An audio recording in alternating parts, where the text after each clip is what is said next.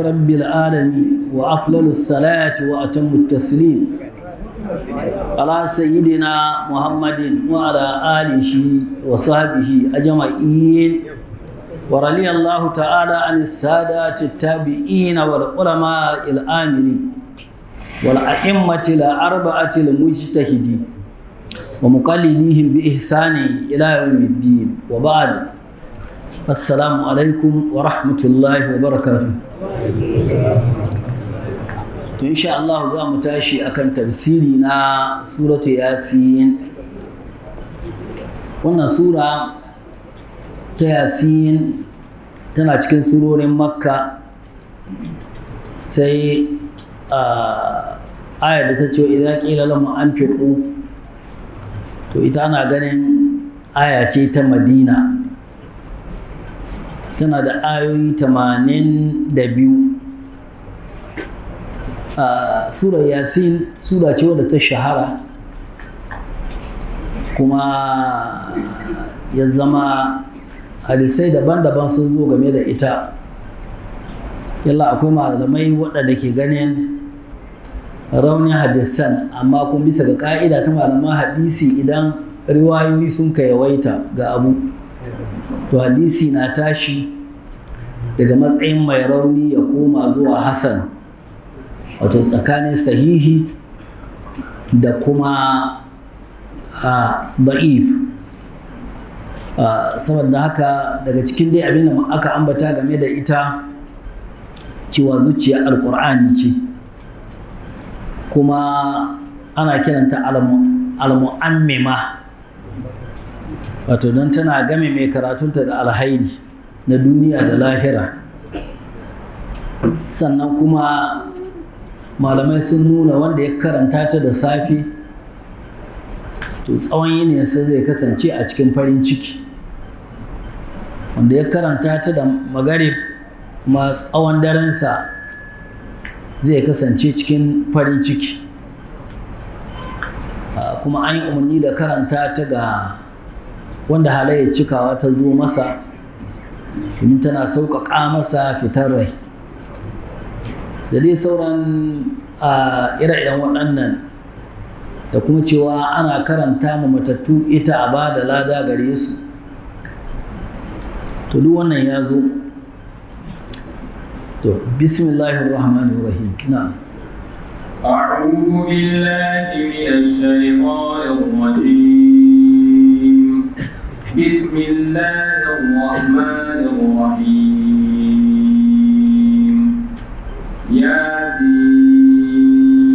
ياسين والقرآن الحكيم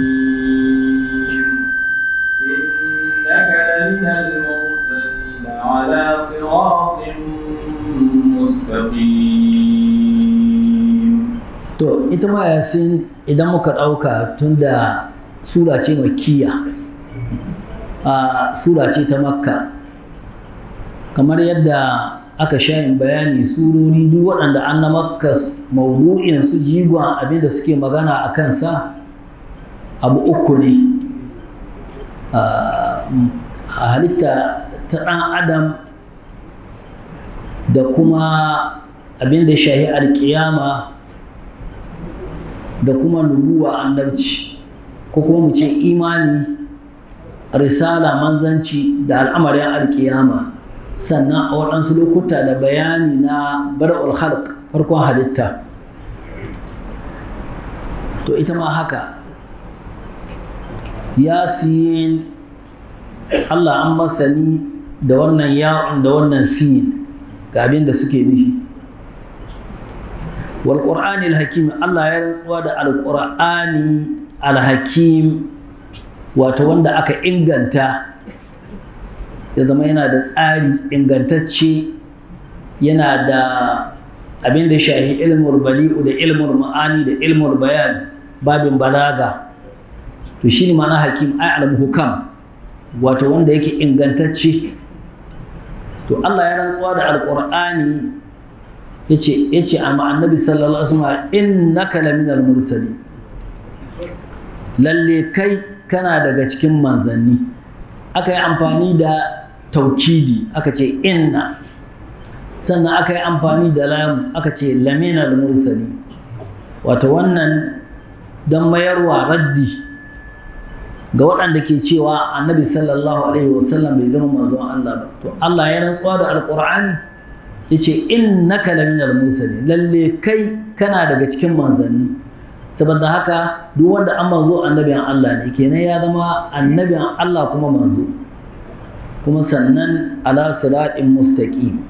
kana akan hanya wadda take madaidaiciya a hanya annabawa waɗanda sun ka gabace ka kana akan ta kaɗaita Allah da kuma abin da shahi tauhidi na تنزيل العزيز الرحيم لتنذر قوما ما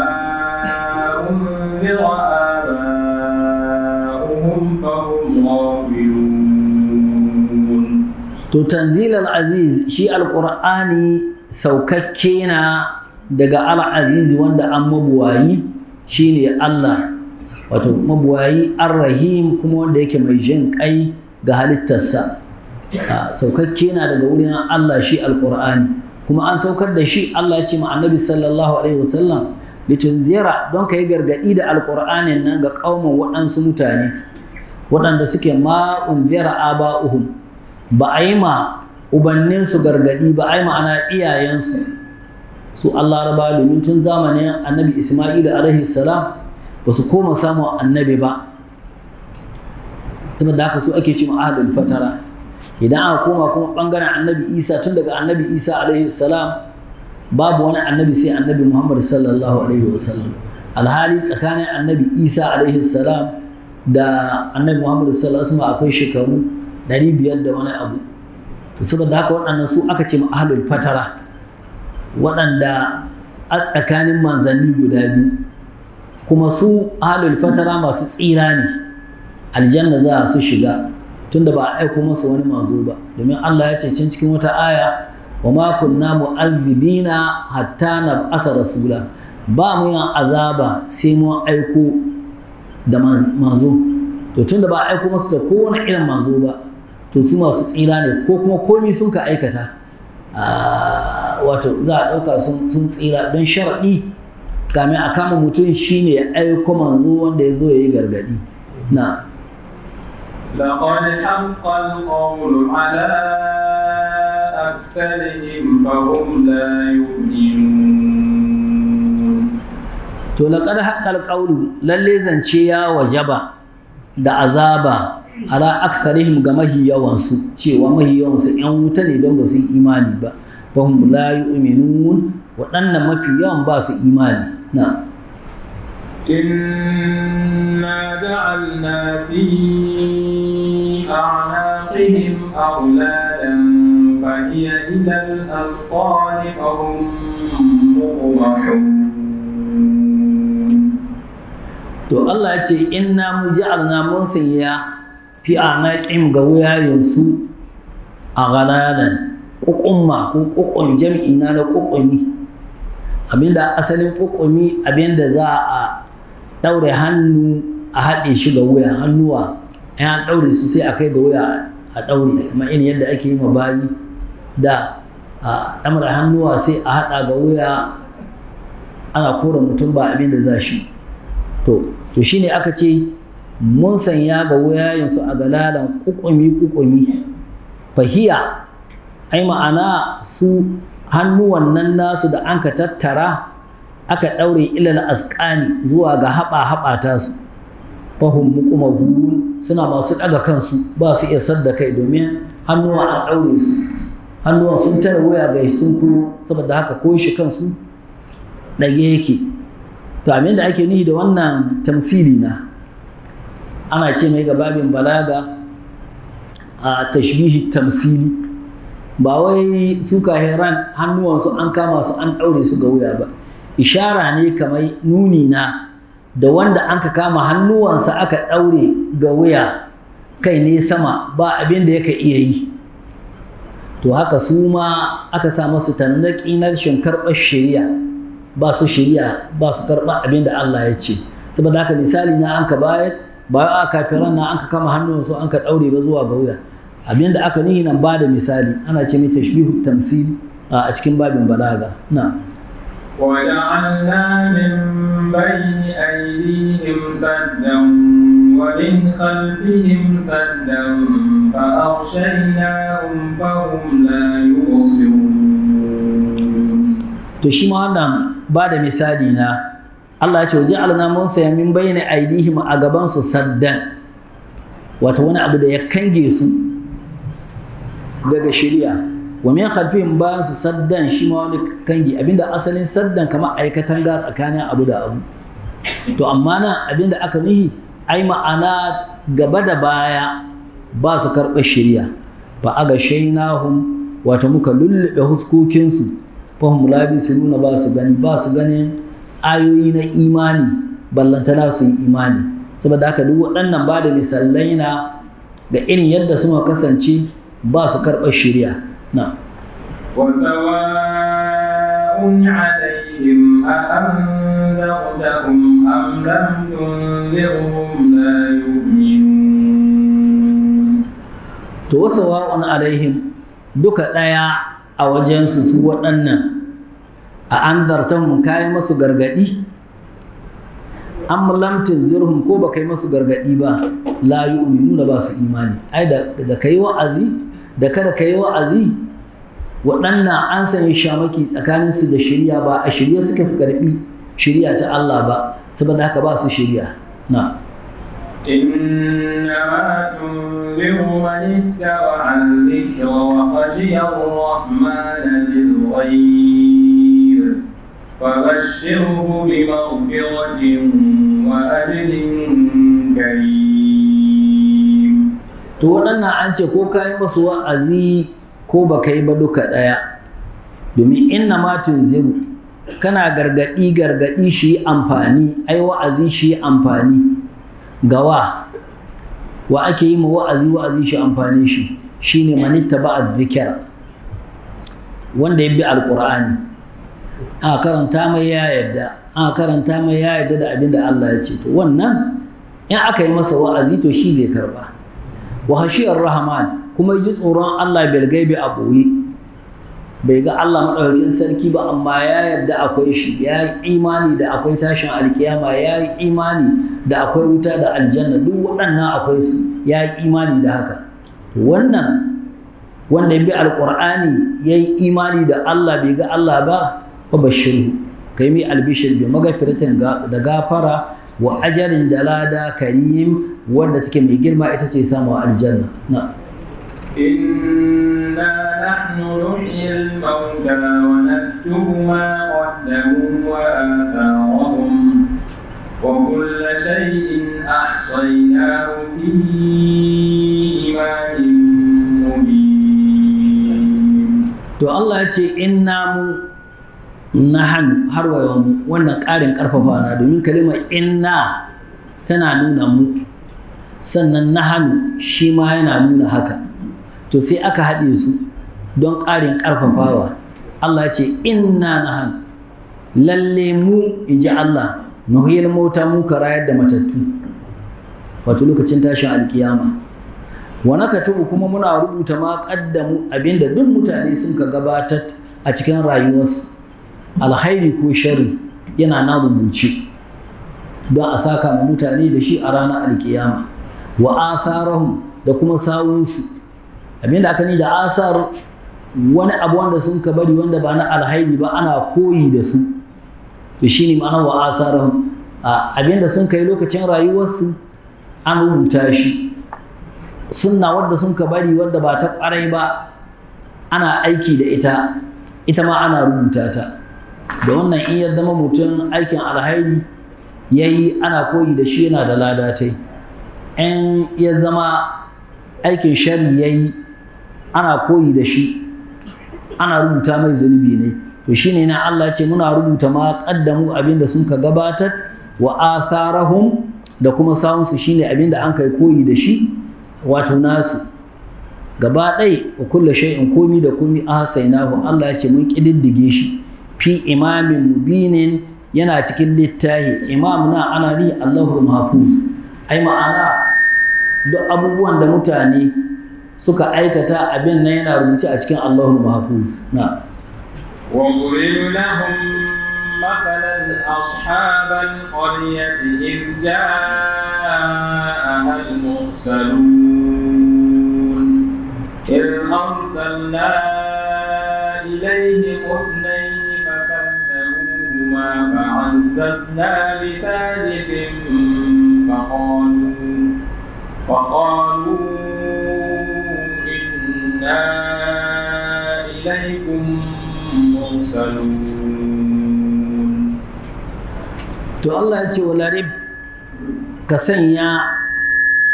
lahum gare su masalan misali, ai ka ba su misali, ka buga masu misali wanda za su ganewa na ashabal qarya ma'abuta wata alƙarya da aka ce ma Andakiya. id ja'a al-mursalun, lokacin da manzanni sun ka zo masu su mutanen wannan garin, waɗansu sun ce manzanni ne da Allah ya aiko, waɗansu suka ce manzanni ne 'yan makaranta na annabi Isa alaihi salam da ya aika su don su yi wa'azi cikin hawariyawa, wato abin hawariyawa don su yi wa'azi ga wannan alƙarya ta Andakiya. Yana yiwa manzanni ne nan Allah ya aika kai tsaye, rusul manzanni. Yana yiwa kuma tabi'una ne kamar wato almajirai na annabi Isa alaihi salam aka kira su da manzanni. To ala kulli halin duka abu guda ne, domin manufa guda ce suke aiki da ita, shine kira zuwa ga Allah. To shine Allah ce ka ba su misali na mutanen alƙarya lokacin da manzanni suka zo masu. in arsalna, lokacin da muka aika ilaihim zuwa ga waɗannan mutanen wannan alƙarya ta Andakiya ithnaini, mutum biyu, fakazzabuhuma, sai mutanen wannan garin suka ƙaryata waɗannan manzannin da suka zo masu guda biyu. In ma ya zama 'yan makaranta ne na annabi Isa alaihi salam suka zo su yi wa'azi akan abin da annabi Isa alaihi salam ke kira a kansa, ko kuma kai tsaye waɗansu manzanni ne da Allah maɗaukin sarki ya aiko guda biyu. To sai suka ƙaryata waɗannan mutanen guda biyu. Allah ce fa'azzazna, to sai muka ƙara ƙarfafa su waɗannan mutanen guda biyu bi thalisin, muka aika mutum na uku zuwa ga wannan alƙaryar. To gaba ɗaya da waɗancan biyu na farko da wannan ɗayan da aka aika daga baya mutum uku kenan, faƙalu sai suka ce mutanen wannan alƙarya inna ilaikum mursalun, lalle mu manzanni muke zuwa gare ku, Allah ya aiko mu. Na qalu ma antum illa basharun mithluna wa ma anzala ar-rahmanu min shay'in in antum illa takzibun. To ga raddi da jawabin da mutanen wannan alƙarya sun kama yadda waɗannan manzanni. Ƙalu sai suka ce masu ma antum ba ku kasance ba illa basharun mithluna, ai mutane kuke irin mu. To wani abu ne a bambanci tsakaninmu da ku, haku ce Allah ya aiko ku, mutane kuke mutane muke. To da wani abu ne kun kahimu wanda da ku ce Allah ya aiko ku. Sannan kuma suka ci gaba suka ce ma andalar rahmanu min shay, Allah ar-rahmanu bai sabkar da wani abu ba wannan da'awa da kuka yi. In antum ku ba ku kasance ba, su mutanen alƙada suka ce mu manzannin nan na Allah, ba ku zama illa takazibuna, face ƙarya kuka yi daga cewa Allah ya aiko ku. Na qalu rabbuna ya'lamu inna ilaykum lamursalun wa ma 'alayna illa al-balagul mubin. To manzannin suka ce, ƙalu suka ce rabbuna ubangijinmu ya alam, ya sani inna mu ilaykum zuwa gare ku la mursalun, manzanni muke. In ba ku yadda ba, to Allah madaukakin sarki ya san manzanni muke, kuma shi ya aiko mu zuwa gare ku. In ba ku yadda ba, Allah ya san da haka. Wa ma alaina, babu wani abu akan mu illa al-balagul mubin, face sadar da saƙo wanda yake bayyananne. Wato mu kawo muku abinda Allah ya ce, kuma muna tare da mu'ujizoji in ma ya zama 'yan makaranta ne na annabi isa alaihi salam suna da mu'ujizoji na irin abin nan wato warkar da makahu da kuturu da marar lahiya da rayar da matattu, su a wurinsu sai ya kasance karama, amma kuma wadda ka bi ga mu'ujizat annabi isa alaihi salam. Idan kuma muka ɗauki cewa manzanni ne waɗanda Allah ya aiko kai tsaye, to manzanni ne kuma mu'ujizar su shine rayar da makahi da kutare da marasa lahiya. Na قالوا إنا تغيرنا بكم لئن لم تنتهوا لنرجمنكم وليمسنكم منا عذاب أليم. tuƙalu sai su mutanen anɗakiya suka ce ma waɗannan manzannin inna mu ta ɗayyar na biku, mun yi shi'umci da ku, ai tun wadda kun ka taho fari ya same mu, babu ruwan sama babu tsirrai, saboda haka ku kun ka kawo wannan. Suka ce ma manzannin la in lam tantahu, lalle idan ba ku bari ba ga abin da kuke kira da shi zuwa gare shi na cewa abota ma Allah shi kadai,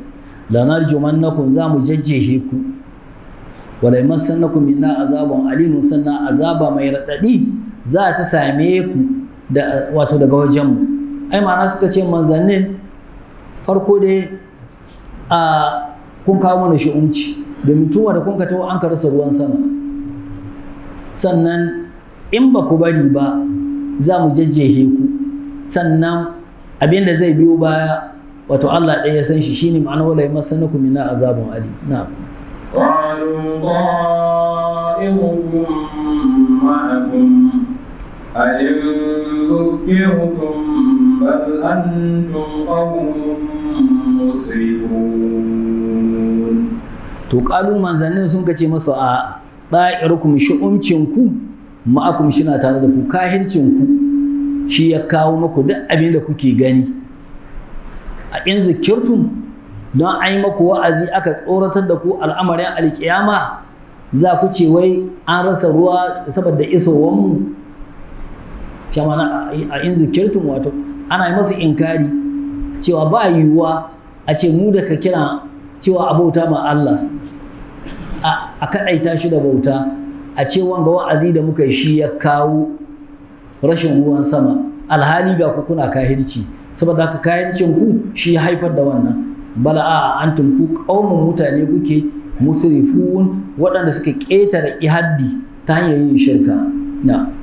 وجاء من أقصى المدينة رجل يسعى قال يا قوم اتبعوا المرسلين اتبعوا من لا يسألكم أجرا وهم مهتدون. to wannan muhawara tana gudana tsakanin waɗannan manzanni da kuma mutanen gari.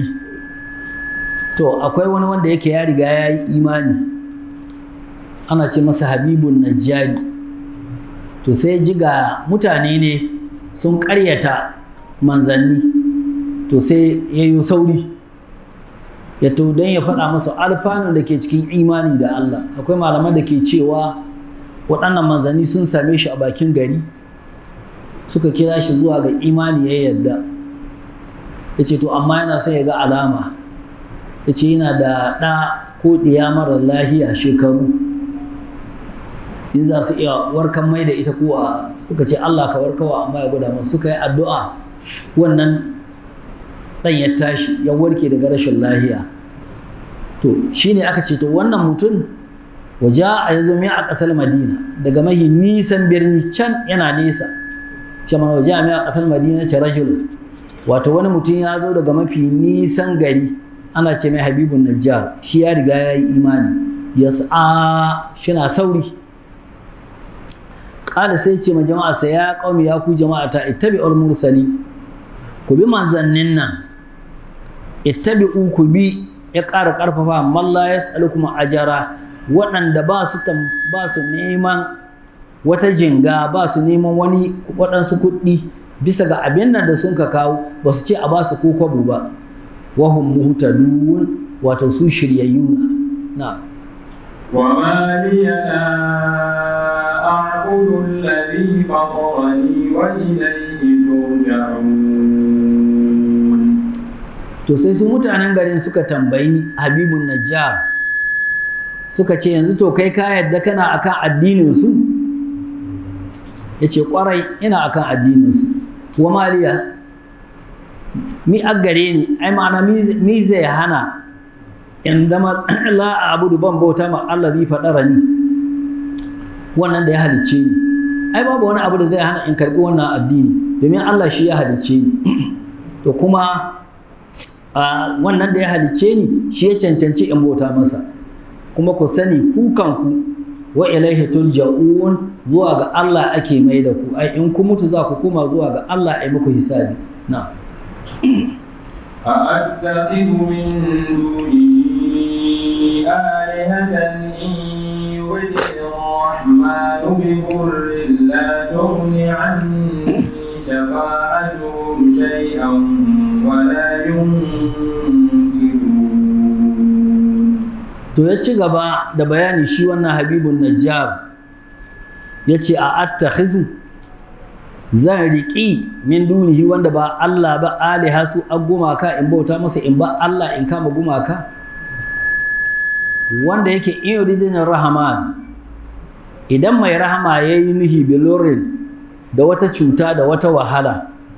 ai ma'ana idan Allah ya nuhi wata wahala ta same ni la tuguni anni shafa'atuhu waɗannan gumakan wato ba su amfanar da ni da wani abu shi ma'ana shafa'atun cetonsu bai amfanar da ni da shay'an wani abu wala yunqizun kun ba su iya tsamar da ni daga abinda bala'i idan ya zama ya farmi ai ma'ana ya ce to ai babu wani dalili da zai hana ni in bauta ma Allah na ɗan shi ya halicce ni na biyu idan mu mutu za mu koma zuwa gare shi na uku su waɗannan gumakan in na bauta masu ba su amfani na da wani abu amma Allah maɗaukin sarki shine mai amfanarwa shine mai kubutarwa to a azan bashi ya zama an bauta ma waɗannan waɗanda ba su amfani da wani abu na إني إذا لفي ضلال مبين إني آمنت بربكم فاسمعون. to duk da ya ci gaba shi wannan Habibun Najjar ya ce inni cewa ni idan ni babbauta Allah ni koma bautan gumaka izan lokacin nan lafi ladali ina cikin bata mubinin bayyananna wato bata wadda take ga ta karara to sai koma zuwa ga manzanni shi Habibun Najjar ya ce to inni amantu bi rabbikum ya ce ma manzanni ni na yi imani da ubangijinku fasma'un ku ji ni ai ma'ana ku ji abin da nika faɗa na yi imani da ubangijinku na قيل ادخل الجنة قال يا ليت قومي يعلمون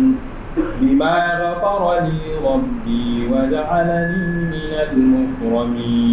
المكرمين. to suka kama shi da jifa da bugu suka yi ta yi to lokacin nan kame Allah ya karɓi rayuwarsa ƙila sai aka ce masa lokacin mutuwarsa udkhulil janna ka shiga aljanna wasu sun ce ya shige ta tun da ransa wasu ka ce a sai bayan ya mutu to lokacin da aka ce masa ya shiga aljanna ƙala sai ya ce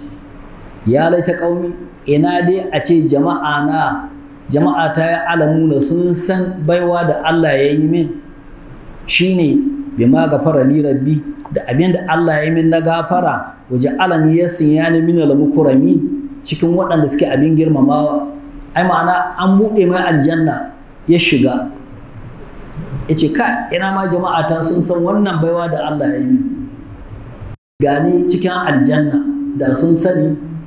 ba za su yi abin da sun kai ba na'am وما أنزلنا على قومه من بعده من جند من السماء وما كنا منزلين. to bayan da sun kai ma wato shi wannan Habibun Najjar suka jajjehe shi har Allah ya karɓi rayuwa ta yi ya zama kuma ga ya cikin aljanna, to su ko Allah sai ya kama su. Shine aka ce Allah ya ce wa ma anzalna ba mu saukar ba ala qaumihi ga jama'a samin ba'dihi bayansa min jundin wata runduna ta mala'iku minas sama'i daga sama, ai ma'ana ba mu saukar da waɗansu mala'iku daga sama ba don a halaka su. Wato ana son a yi ta haƙi cewa al'amarinsu wulaƙantacce na, ba sai an kai ga saukar da mala'iku ba in za a halaka su, ba su kai wannan matsayi ba na a saukar da mala'iku don su halaka su. To shi ne ma'anar wa ma an zanna ba mu saukar ba ala qaumihi ga jama'a samin ba'adihi bayansa min jundin wata runduna minas sama'i daga sama wa ma kunna munzili, kuma Allah ce ba mu kasance za mu saukar da su ba bayan dai shi halaka shi bayan mutuwarsa. Allah ya ce ba mu saukar da waɗansu mala'iku ba daga sama, kuma sannan ba za mu saukar ba domin faru gare su an ka halaka su. Na إن كانت إلا صيحة واحدة فإذا هم خامدون. to abinda aka yi masu Allah ya ce in kanat, ai azabar da an kai masu bata kasance ba illa sayhatan wahida, face tsawa guda. Mala'ika Jibrilu yayi tsawa ɗaya, duk sai ga sun faɗi suna matattu. Fa idahum khamidun, sai ga su sun matattu ba su motsi, kamar wuta an sa mata ruwa an kashe ta mutu. Shi amana khamid, an ce abin wanda yake an bice shi. To Allah ya ce ba mu saukar da mala'iku ba kuma za mu saukar ba don ba su cimma wannan matsayi ba. Abinda aka yi masu tsawa ɗaya, duk ga su suna kwakwanci ba su motsi sun mutu. Na يا حسرة على العباد ما يأتيهم من رسول إلا كانوا به يستهزئون. to da wannan ya hasaratan akwai nadama alal ibadi ga bayi ire-iren waɗannan mutane waɗanda sun ka ƙaryata manzanni an ka halaka su, suna cikin nadama. Wata wannan kiran nadama kamar ishara ne ga cewa wannan shi an lokacinta. Ya hasaratan ya nadama alal ibadi ga bayi ma ya atihim min rasulin, babu wani manzo da ke zo masu illa kanu face sun kasance bihi da shi yastahzi'una suna izgili. Na ألم يروا كم أهلكنا قبلهم من القرون أنهم إلينا لا يرجعون. ألم يروا كم أهلكنا قبلهم من القرون أنهم إليهم لا يرجعون وإن كل لما جميع لدينا محضرون. to Allah ya ce alam yarau, wannan magana ce ga su mutanen Makka da Allah ya aiko Annabi sallallahu alaihi wasallam farko cikin su, cewa shin waɗannan da kai cewa kai ba manzon Allah kake ba, shin ba su gani ba kam da yawa a halakana muka halaka qablahum gabaninsu min alquruni na al'ummomi daban-daban, kuma an halaka su irin jama'an Nuh, irin jama'a Adawa da Samudawa da mutanen Lutu da Fir'auna da dai sauran ire-irensu, duk mun halaka su. Annahum cewa su waɗannan da an ka halaka ilaihim ga su waɗannan da addarai waɗanda suka ƙaryata yanzu, to waɗancan da an ka halaka la yarji'un, ba su komowa zuwa gare su. Shin ba su lura da wannan cewa an halaka al'ummomi daban-daban saboda ƙaryata da sun kai manzanni, kuma ba su dawo ba, kuma ba za su dawo ba. To yadda wancan abu ya faru ga waɗancan, to su ma haka zai faru gare su. Wa in kullun, ai ma'ana wato dukkansu, ai dukkan talikai, lamma jami'un, wannan lamma tana da ma'ana illa. Wato ai ma'ana dukkansu da halitta, lamma jami'un ai ba ce gaba ɗinsu ladaina zuwa gare mu wurin taron alkiyama inda za a tsaye da su a yi musu hisabi muhlarun za a halarto da su ai ma'ana kowane taliki zai bayyana a gaban Allah ranar alkiyama a yi masa hisabi da abin da ya aikata a koyaushe ranar alkiyama ana ta ambata mana ita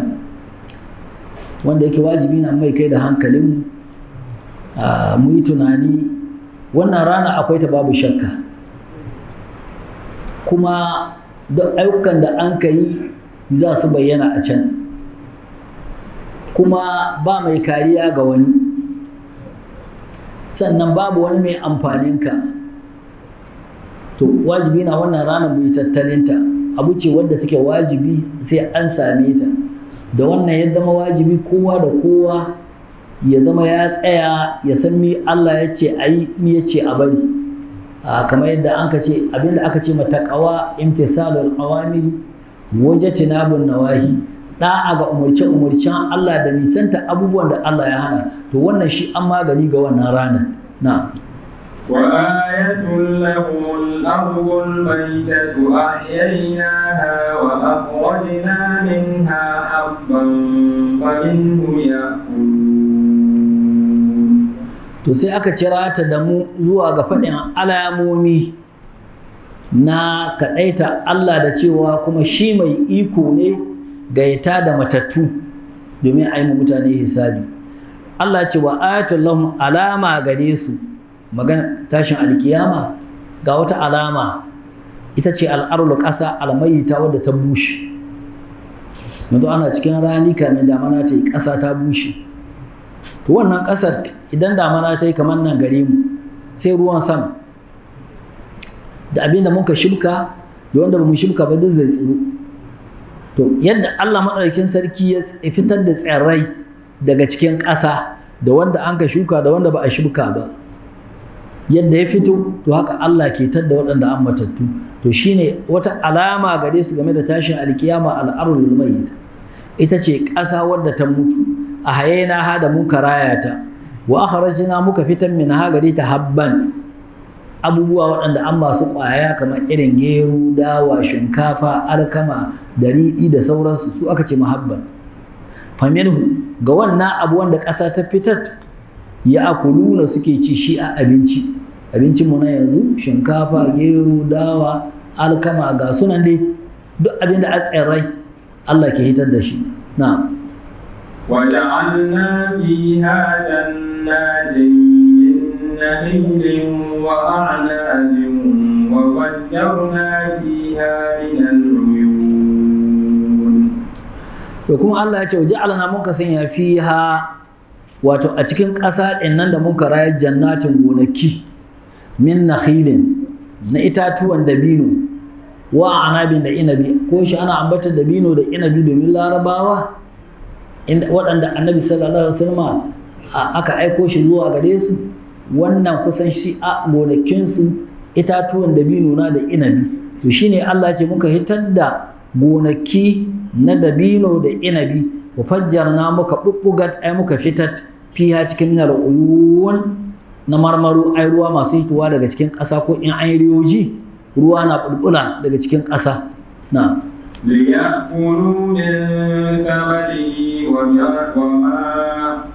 ليأكلوا من ثمره وما عملته أيديهم أفلا يشكرون to liyakulu don su ci min thamarihi daga 'ya'yan itacen gonakin nan wa ma amilatu aydihim wannan ma wasu na ɗaukata nafiya ce mai korewa idan aka ɗauke ta korewa ai wa ma amilatu aydihim hannuwansu ba su suka aikata wannan ba Allah ya yi shin afala yashkurun ba su gode mana imomin Allah daban-daban na سبحان الذي خلق الأزواج كلها مما تنبت الأرض ومن أنفسهم ومما لا يعلمون. نعم كما إذا نعبت أتوانا ما نافية أكو ما سأوك التموصولة معنا in aka ɗauke ta korewa ce liya akulu min samari don su ci daga 'ya'yan itacen na gonaki wa ma amilatu aidihim fitar da tsirrai daga cikin ƙasa hannuwansu su mutane ba su sun kai wannan ba to ko kuma ta zama ma mausula ce ai ma'ana da ya akulu don su ci min samarihi daga 'ya'yan itace wa ma amilatu aidihim da abinda hannuwansu sun ka aiwatar kamar kila noma da mutum ya yi ya gyara gona ya yi abin ga to yana yiwa ya zama wannan ma ta korewa ce yana yiwa ya zama ta mausula ce a babin nahawu Allah ya ce afala yashkurun shin ba su gode mani imomin mu subhana tsarki ya tabbatar ma allazi wannan khalaqal azwaja da ya halicci abubuwa daban-daban kullaha dukkan su mimma tubitul arlu daga abin da ƙasa ke tsirawa wa min anfusihim daga kuma kawunan su kansu hayayyafa maza da mata maza da mata maza da mata kuma wa min ma la ya'lamu da abin da ba su sani ba na halitta daban-daban da Allah ya yi akwai halittu daban-daban da Allah ya yi ba mu san su ba na'am وآية لهم الليل نسلخ منه النهار فإذا هم مظلمون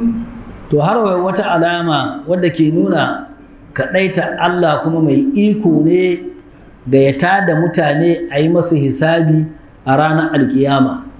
wa ayatul lam wata alama gare su bisa ga mai nuna ikon Allah shine allailu dare naslahu minhu nahar muna hitar da yini ciki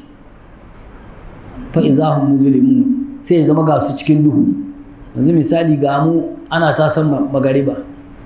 to a jima kaɗan sai yini ya ɗaga sai dare shi kuma dare in ya kama ana tafiya sai sahiya to haka abin yake tutut to Allah mai yin wannan in safiya ta yi baka da ikon tsaye da dare kamar yadda shi kuma ini ya ƙare baka da ikon tsaye da shi duk wannan aiki ne na Allah to wannan wata alama ce ubangijin da ya yi wannan bai buwaye shi ba to mai iko ne ga ya tayar da matattu bayan ya raya matattu bayan sun mutu to shine Allah ya ce wa ayatul lahum alama gare su al-lailu dare naslahu minhu nahara muna fitar da yini daga cikin sa fa idahum muzlimuna sai ga su cikin duhu na والشمس تجري لمستقر لها ذلك تقدير العزيز العليم to sannan wata alama ta ikon Allah wa shamsu ita ce rana tajari tana gudana da mustaqarrin laha zuwa ga matabbatarta ai ma'ana rana tana nan tana kai da kawo ba ta tsayawa ga wannan aiki na ta sai zuwa ranar tashin alkiyama sadda aikin ta ya kare shi mana da mustaqarrin laha to wannan yana nuna rana motsi ta kai sabanin abinda masu kimiyya na da sun ka ambata suka ce rana tsaye take a rana tana tahiya tajari da mustaqarrin laha ba ta koyo shi tana cikin aiki zalika wancan gudanar rana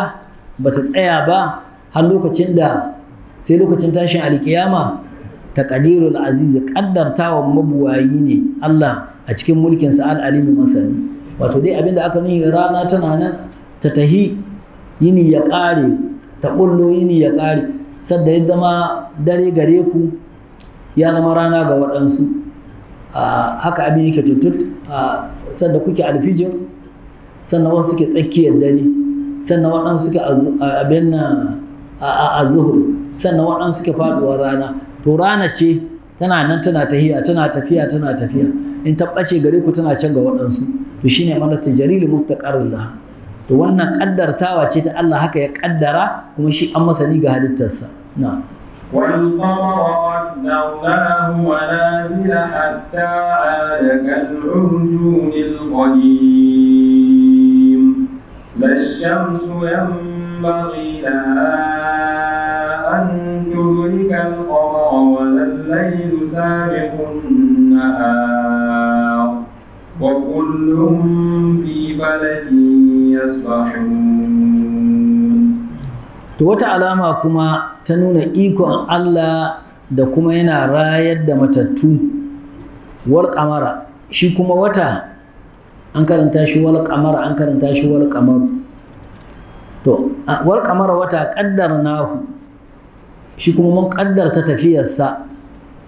manazila akan manziloli yana da masaukai shi wata in ya fita malaman falaki suna cewa manzila 28 waɗanda su ne aka samun lokacin ɗari gare su da lokacin damina damina tana da manzila 7 kaka tana da 7 ɗari yana da 7 bazara tana da 7 to saboda haka an ka haɗa su a 28 waɗannan manziloli su ne wata yau ya ciranta ga ɗaya gobe ya ciranta ga ɗaya har ya gami 28 ɗin nan to sai kuma ya ɓuya sannan ya sake ɓullowa to shine Allah ya ce wal qamara wata qaddarnahu mun qaddarta shi manazila yana da masaukai yana farko ya bayyana siririnsa rana na ƙara bashi haske yana kammala har ya kai badar daren 14 to sai ya kammala daga wannan shi a cika ta shi an mai tsananin haske daren 14 to kuma daga wannan lokaci yana nisanta ga rana haske ne na raguwa to shine Allah ya ce hatta da har ya koma kal urjuni kamar tsumajiyar dabino alqadimi wato wadda take wato ta tsuha ko kuma zababba wato ai ma'ana ya koma ya lankwashe ya zama siriri kwarai to shi amana hata da kal urjuni alqadim Allah ya ce la shamsu rana bata kasance ba yambagi yana kamata laha gare ta an tudrika alqamara ta riski wata rana ita cikin yini take saboda haka ba ta riska wata da a cikin dare shi amana la shamsu rana bata kasance yambagi yana kamata ba laha gare ta an tudrika alqamara ya zama ta riski wata su haɗu walal layl haka shi kuma dare bai kasance sabiqun nahari yana riga yini ba dole sai ini ya ƙare dare ya zo sai in dare ya ƙare ini ya zo Allah ya ce wa kullun duk waɗannan da aka ambata rana da wata da taurari da daren da yini dukkan su fi falakin suna cikin wani falaki wani abu ne kamar bululun mazari da ke juyawa hakan da to shine mana kullun fi falakin a kowannen su a cikin falaki yasbahun suna iyo na وآية لهم أنا حملنا ذريتهم في الفلك المشحون وخلقنا لهم من مثله ما يركبون. To ayatul lahum kuma wata alama wadda ke nuna ikon Allah ga rayar da matattu. Allah ya ce anna mu hamarna mun ɗauki zuriyatahu. Asalin an ce zuriya kamar ‘ya'ya amma na abinda ake nihi uwaye su aka nihi na ai waɗannan larabawan waɗanda aka aiko annabi sallallahu alaihi wasallam a cikinsu ‘ya'ya ne na zuriya annabi nuhu alaihi salam waɗannan da annabi nuhu ya sanya su a cikin jirginsa na ruwa aka halaka sauran waɗanda ba su yi imani ba to shine Allah ya ce wata alama gare su an namo hamarna mun ɗauki zuriyatan zuriyarsu ana nihi iyayensu filfulki a cikin jirgi alama shahunu wanda yake makare yana cike da halitta akwai mutane ciki akwai dabbobi ciki akwai ƙwari ciki waɗanda su ne bayan da an ka ƙara ruwan tufan duk abin da an ka hayyafa na mutane ne ko na dabbobi daga waɗannan da a cikin jirgin nan na annabi Nuhu ne alaihi salam to Allah ya ce wa khalaqana lahum kuma mu halitta masu min mislihi kwatankacin jirgin na annabi Nuhu ai daga wannan sun ka kwaikwayi yin jirage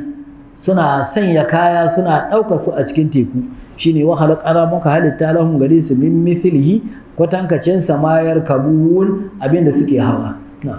wa in nasha nuqliqhum fala sarikha lahum wa la hum yunqadun illa rahmatan minna wa mata'an ila hin. To Allah ya ce in suka yi jirage suka shiga a cikin teku da su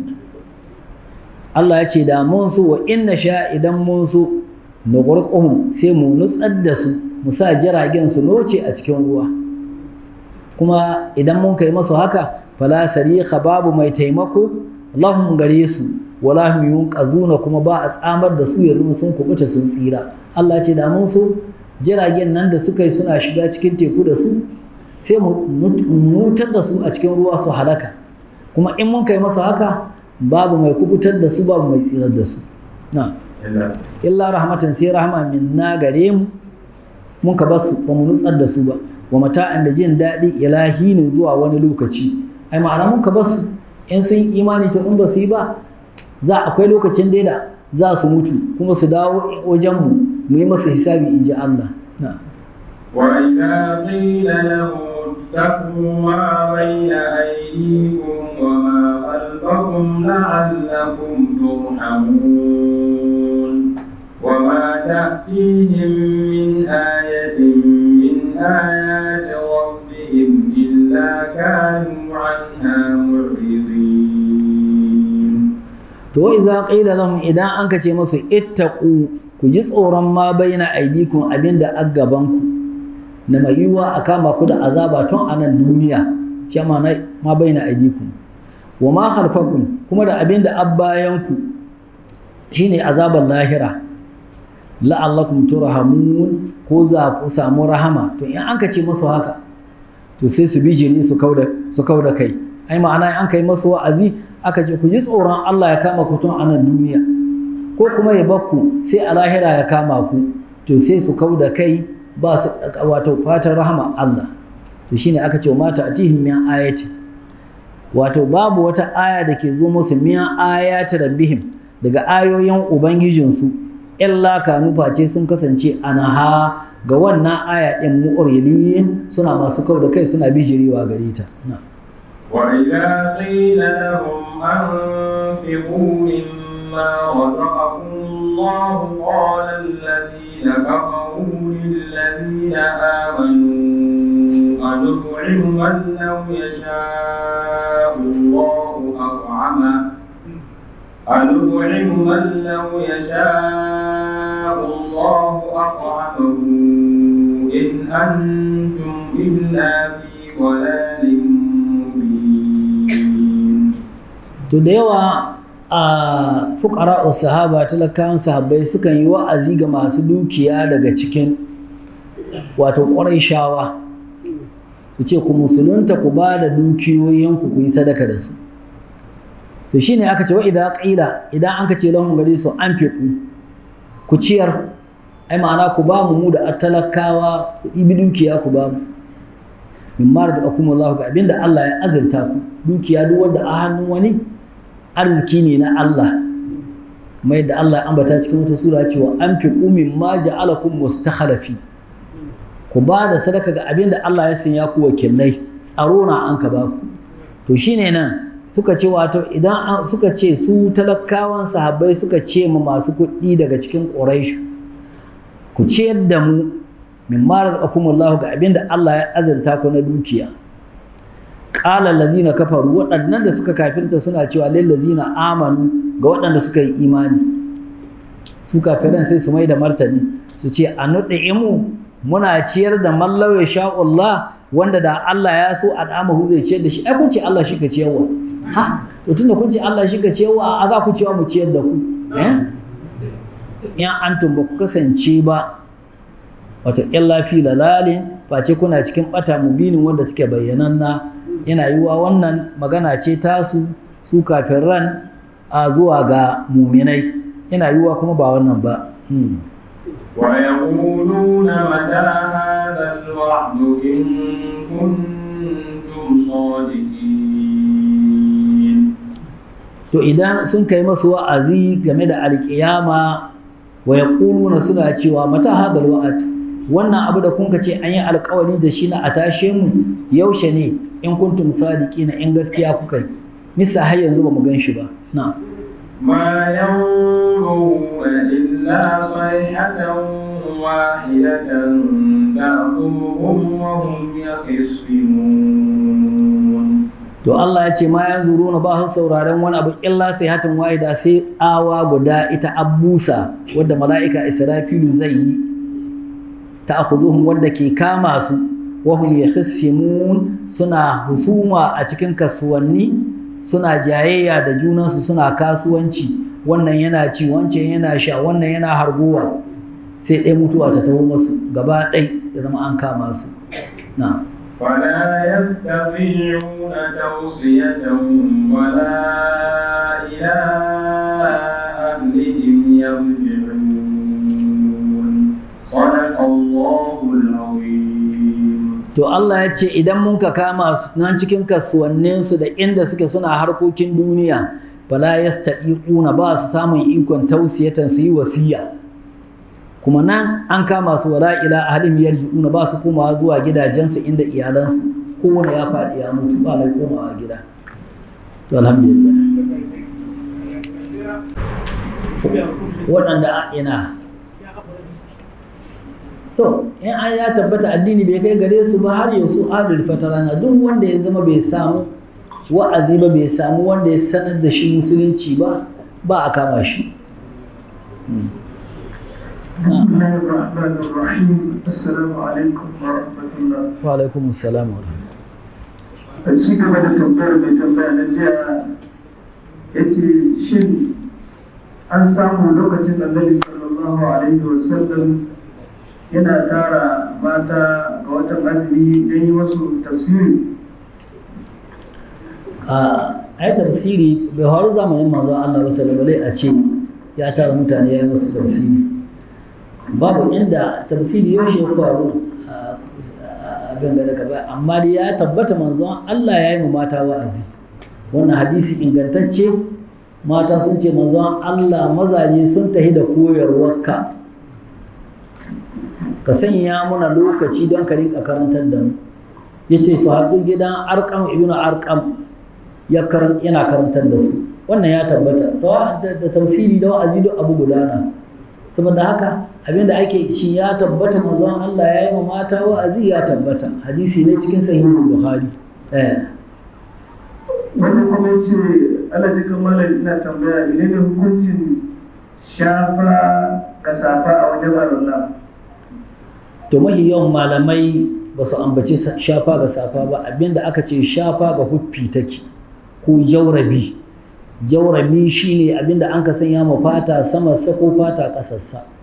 amma akwai yan kaɗan daga cikin malamai waɗanda sun ce in safa tana da kabri kwarai to akwai waɗanda suka rikar da ita daga huffi amma dai mu a masabin Malik ba a shafa ga safa. wani kuma ce malam ina fama da wasi kuma duk lokacin da ya zo mini zan kudurta in manta da shi amma kuma sai zuciyata ta kawo mini wasu ababe sai in yi wasi ya zan yi wannan to shikenan kai ci gaba da watsi da shi Allah ya san iyaka abin da haka yi na kokari kuma wannan yana daga alamar imani kamar yadda al-Imam Nawawi ya ce kamar yadda ɓarawo bai zuwa gidan da ba kowa gida da aro sashe haka shaidan sai inda mai imani yaka zuwa shi ke kawo wannan wasu amma dai kai kokari zuwa ga watsi da shi kana a'udhu billahi minash shaitanir rajim amantu billahi wa rasulihi da dai sauran abin da manzon Allah ya ambata wanda kuma yake da roƙon malam ya sa shi cikin addu'a da ƴan uwa musulmi yana neman aikin tuki a kamfanin Mawasmith na Sokoto to Allah shi bashi alhamdulillah